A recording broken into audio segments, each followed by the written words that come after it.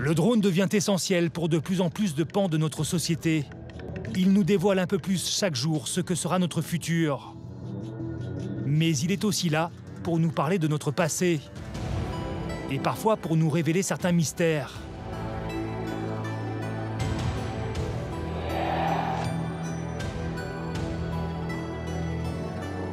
Des mystères, cette église en est remplie. La bâtisse de Saint-Nectaire est considérée comme l'une des plus belles de France. Mais elle a son lot d'incompréhensions et de fantasmes. Là aussi, le drone est un allié précieux quand il s'agit de décrypter l'histoire.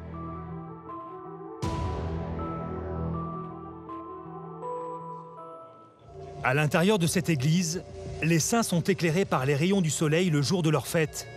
La lumière passe en effet par les fenêtres positionnées exactement là où le soleil se trouve certains jours de l'année.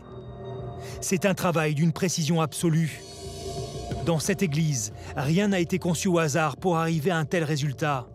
Oui, mais certains chapiteaux avec des saints restent dans l'ombre le jour de leur célébration. Le problème, semble-t-il, ce sont deux collines qui cachent les rayons du soleil à certains moments de l'année. L'utilisation d'un drone va permettre de résoudre cette énigme.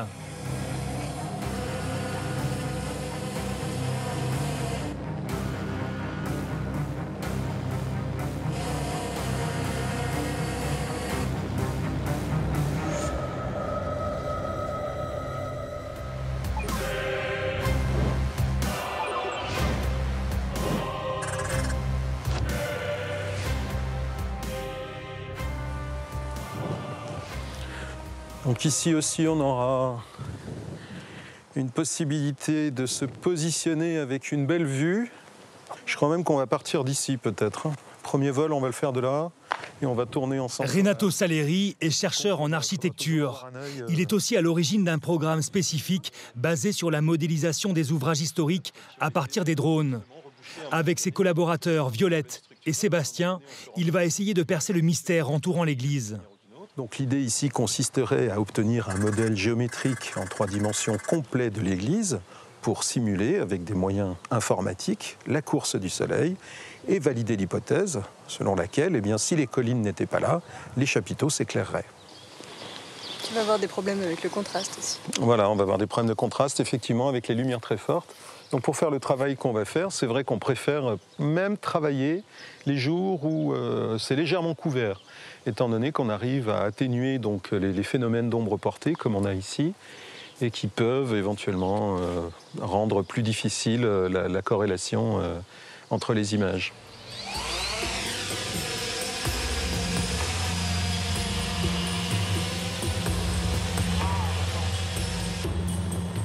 L'église de Saint-Nectaire fait partie des 5 églises romanes d'Auvergne.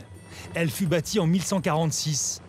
Selon les documents retrouvés, sa construction dura 30 ans. Toute la journée, Renato et son équipe vont passer en revue toute l'église pour prendre des milliers de photos. Avec une modélisation parfaite de l'édifice, ils pourront sur ordinateur faire des simulations et peut-être résoudre l'énigme.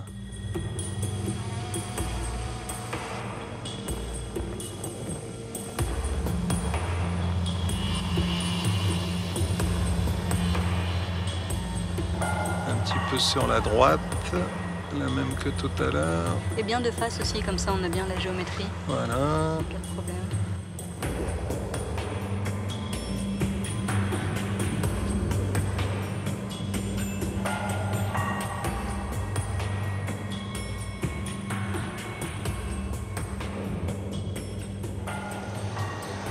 Après plusieurs semaines, les résultats confirment l'hypothèse des spécialistes du sujet.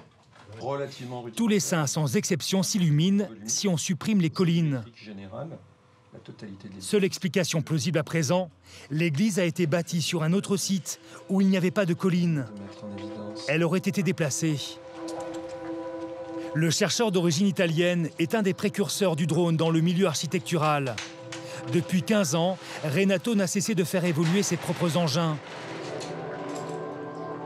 De l'hélicoptère à plus de 15 kilos, au modèle du grand public aménagé, en passant par ses propres expérimentations et son nouveau défi, la miniaturisation à l'extrême. C'est aussi, je pense, l'intérêt de faire travailler plusieurs machines de manière concurrente, ensemble en fait. Donc des essaims de micro-drones, peut-être sous cette forme, peut-être sous d'autres formes, mais qui vont pouvoir effectuer véritablement un travail collaboratif entre eux. Et là où ça nous prenait pas loin d'1 heure de vol avec un drone comme ça pour prendre 300 photos, pourquoi ne pas imaginer 150 drones en l'air qui ne prennent qu'1 ou 2 photos, mais de manière parfaitement instantanée, pour avoir vraiment la capture d'un instant particulier.